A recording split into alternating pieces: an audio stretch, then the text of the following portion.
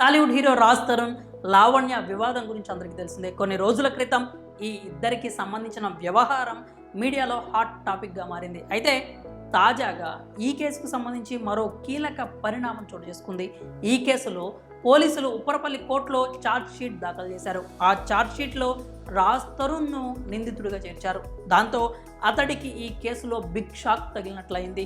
ఇక పోలీసుల విచారణలో పలు సంచలన విషయాలు బయటపడ్డాయి.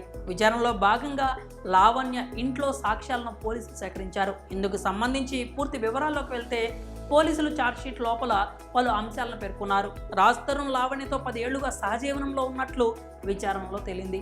ఆ 10 ఏళ్లు ఇద్దరూ కలిసి ఒకే ఇంట్లో ఉన్నారని, లావణ్య చెబుతున్న దాంట్లో నిజాలు ఉన్నాయి అంటూ ఛార్జ్షీట్లో పేర్కొన్నారు. ఆమె ఇంటి వద్ద సాక్ష్యాలు సేకరించిన తరువాతే రాజ్ తరుణ్ను ఈ కేసులో నిందితుడిగా చేర్చామంటూ పోలీసులు తెలిపారు. ఇక ఈ కేసులో రాజ్ తరుణ్ ముందస్తు బెయిల్ తీసుకున్న విషయం తెలిసిందే.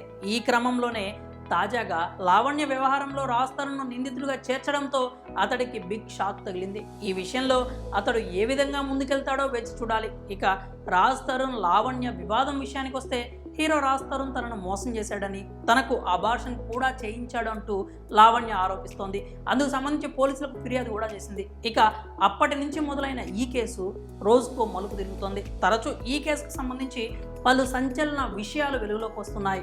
వీరి వివాదంలోకి ఓ టాలీవుడ్ హీరోయిన్ కూడా చేరింది.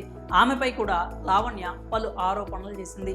తనకు లావణ్య డ్రగ్స్ అలవాటు చేసిందని ఓ యువతి పోలీసులకు ఫిర్యాదు చేసింది. ఇక ఆర్జే శేఖర్ భాష అయితే లావణ్యపై పలు వ్యాఖ్యలు చేశాడు. మొత్తంగా రాజ్ తరుణ్ లావణ్య వివాదంలో అనేక కొత్త క్యారెక్టర్లు కూడా వచ్చాయి. అనేక కీలక పరిణామాలు కూడా చోటు చేసుకున్నాయి. ఇటీవల కొంతకాలం ఈ ఇష్యూ సోషల్ మీడియాలో కనిపించలేదు. తాజాగా ఉప్పరపల్లి కోర్టులో ఈ కేసుకు సంబంధించి పోలీసులు ఛార్జ్ షీట్ దాఖలు చేయడంతో రాజ్ తరుణ్ లావణ్య వివాదం మరోసారి తెరపైకి వచ్చింది.